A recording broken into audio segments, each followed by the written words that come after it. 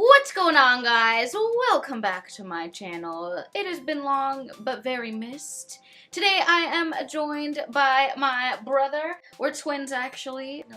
Just kidding, no we're not. We just look really alike. And what are we here for today? Happy Pokemon Day. Happy Pokemon Day!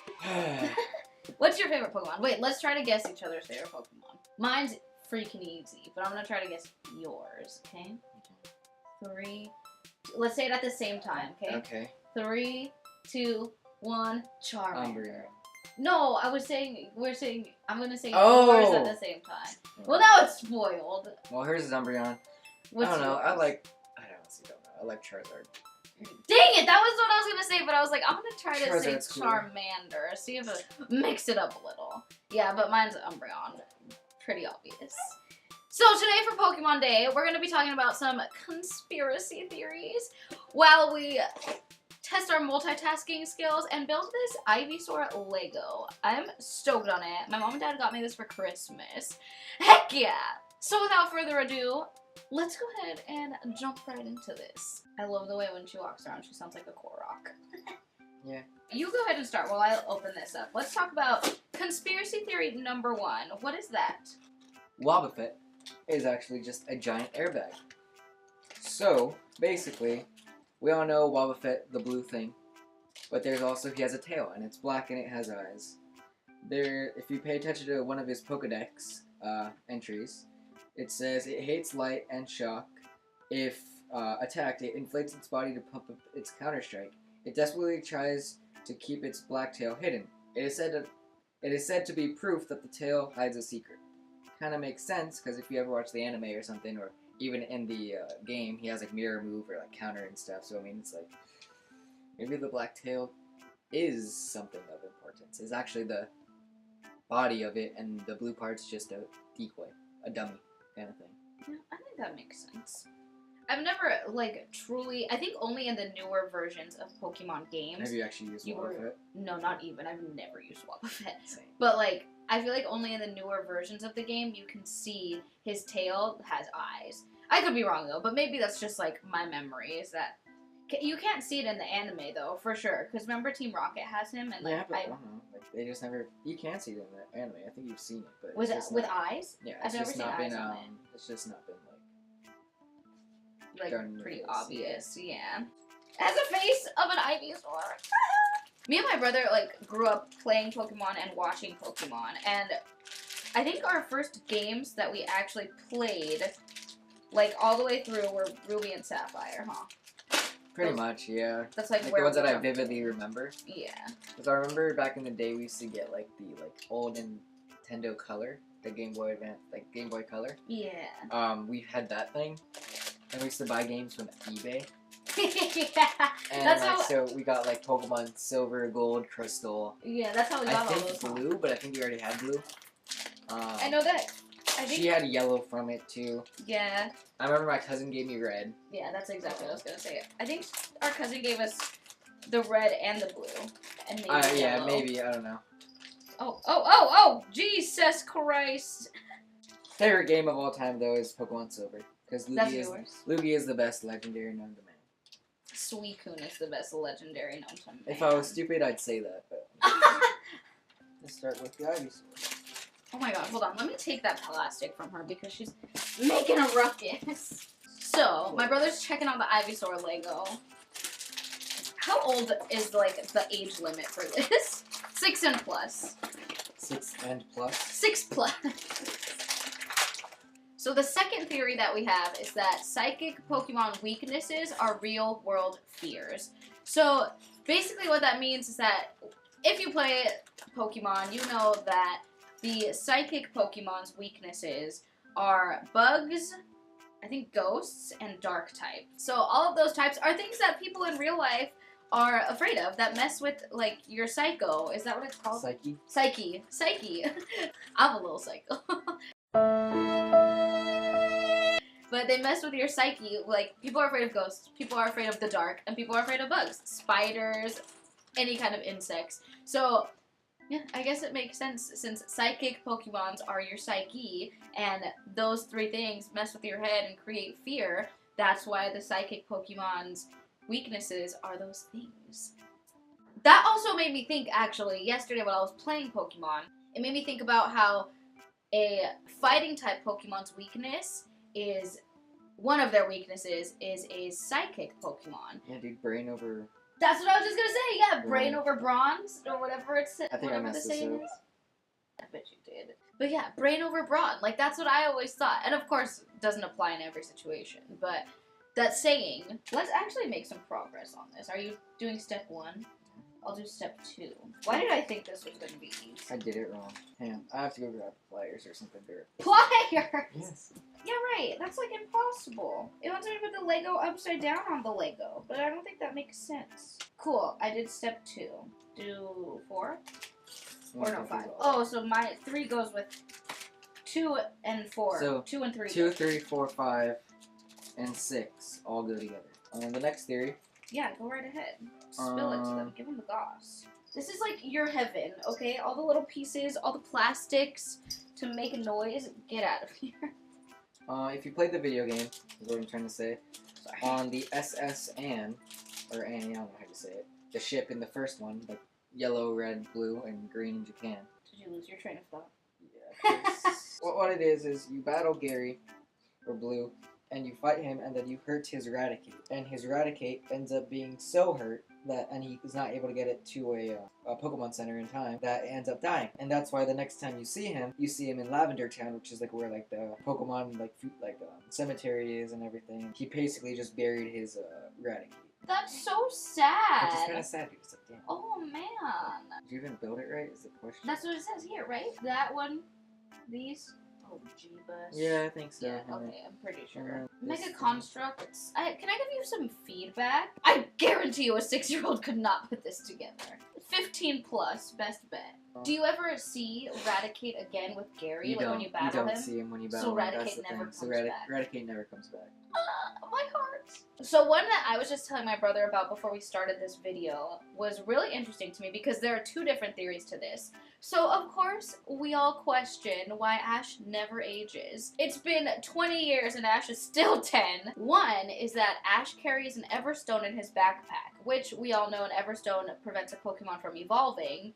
So to humans, any human effect it would have on it would be that it prevents Ash from getting any older. Any of these theories you can disprove by taking a look at how Brock and Misty also never age, regardless of the timeline of the game and how it's been 20 years and they're still little children. So that both of these theories can be disproved by that. But regardless, the second theory is that in one of the first or second episodes, I can't remember exactly which one, maybe even the third, Ash sees a Ho-Oh flying in Rainbow. We all remember that from the anime. In one of Ho-Oh's Pokédex entries, it states that, something along these lines, I'm not quoting it word for word, but anybody who sees or comes in contact with Ho-Oh is gifted or promised eternal happiness. So, eternal happiness to Ash is him being 10 years old forever and getting to capture Pokemon and battle Pokemon forever. To me, that sounds like eternal happiness. I like the second one better. I think it's cooler because that means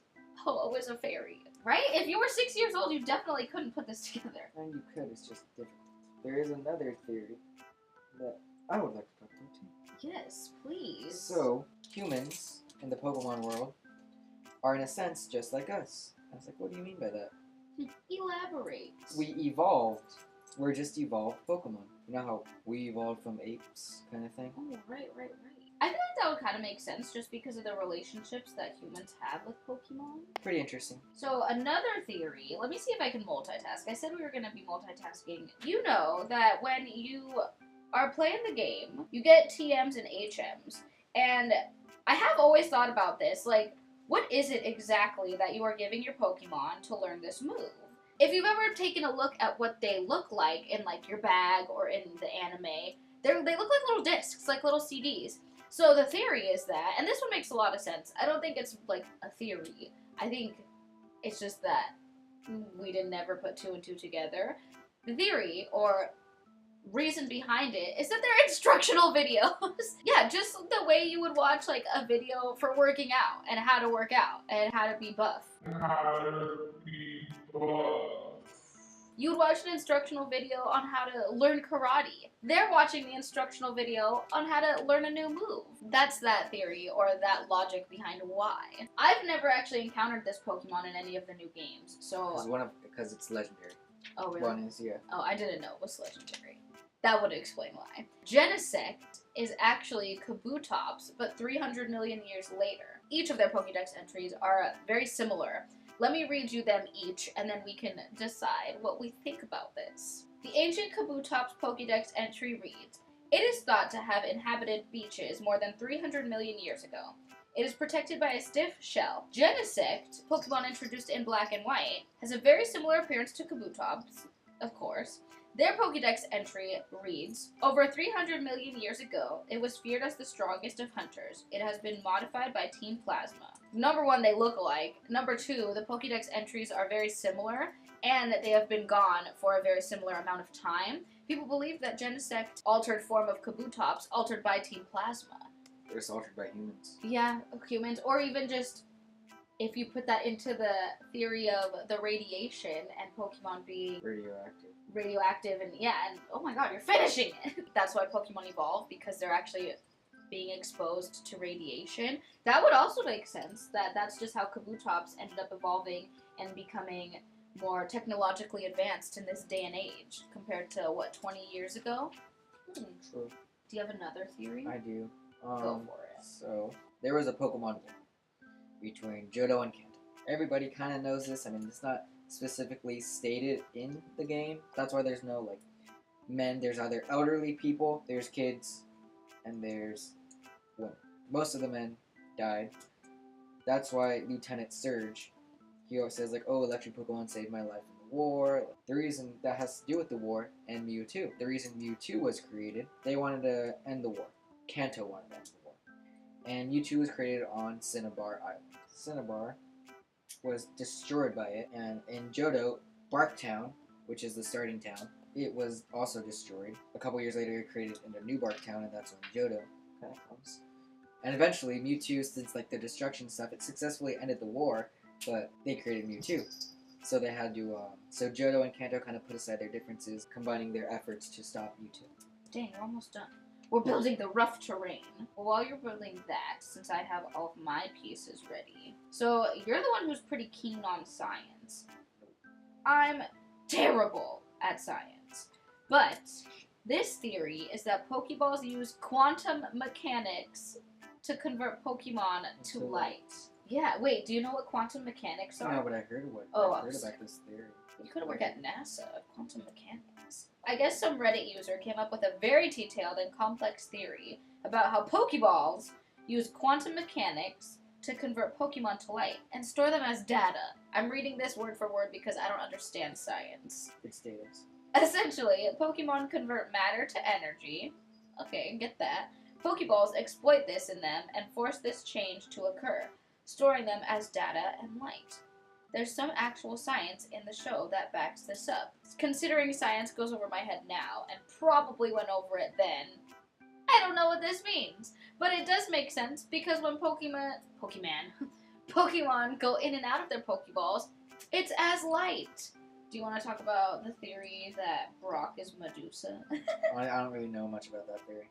Well, people think that Brock's eyes never open because he is Medusa, and that is why he only ever trains Rock-type Pokemon, because you can't turn Rock-type Pokemon into Rock if they're already Rock. I'm a goofy goober! I had that one. Got him.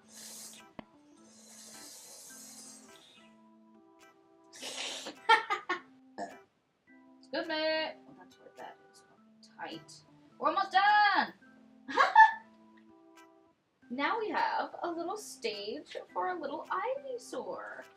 How cute! Is he supposed to click in? I don't think so. I don't know. It doesn't. He just stands? Yeah. Yeah!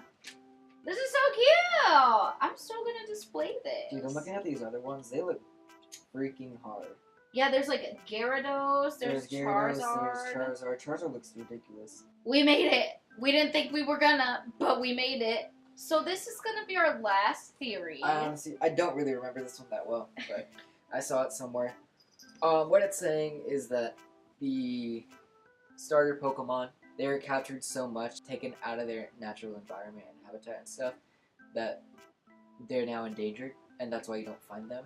This also ties back into what the one that I read, the part about it that I read, is that this ties back into Pokemon Snap game. So Pokemon Snap, you can find a bunch of starter Pokemon in there. They're like loads and herds of them. Basically like not a safari zone, but like a reserve or like a Jurassic Park. Or like a national park, like where you can't take anything from it. It's all touristy. You can take pictures, and that's why in the game you're taking pictures. It's basically a habitat or like a sanctuary, yeah, like a safe zone for the starter Pokemon to go and try to rehabilitate and just live in a world where they don't have to worry about being hunted or anything. And taken, and it's just where we put endangered species to bring their numbers back up, repopulate them. So that's what Pokemon Snap is. Also, I forgot about this one, and now I want to talk about it. In the timeline of the Pokemon games, Go's the first one. Yeah, have you heard this? Yeah. I haven't heard it. But it basically says that Pokemon Go is before anybody had this real idea of how Pokemon work and how to use them. So basically, you just went out and captured them. Kind of like in a safari zone, you don't battle them. You're just given Pokeballs to throw at the Pokemon, and you capture them. So the only way to also evolve these Pokemon is to give them candies. That is the only way that we are known in Pokemon Go to be able to, get them to their next evolution. So that would explain why in Pokemon Go they're called candies, but in every other Pokemon game after that they're called rare candies, because they no longer exist, because there are so many other ways we have found to evolve and level up our Pokemon. In Pokemon Go, there are also not really any concept of battling or gyms, which is why the only way they can level up their Pokemon is with candies, because there's no idea of battling each other to raise that level and get more experience points. But, yeah, But there are the gym things in Pokemon Go. Yeah, but it's not, like, ruled by one person. Right? It's like a group of people. I don't play Pokemon Go, so I don't on the team. It. Yeah. But, yeah. Well, there you have it, guys. Happy Pokemon Day from Ivysaur, myself, and my brother. Brought into this world. Welcome him. Oh, Jesus Christ. Just like you can be brought into this world, you can be brought out in an instant. Take it. Whatever. I didn't go to college. Speaking of which, I gotta go to college. Yeah. So, I'll see you later. Hopefully in the next video. The fact that this took my brother and I like 40 minutes to build.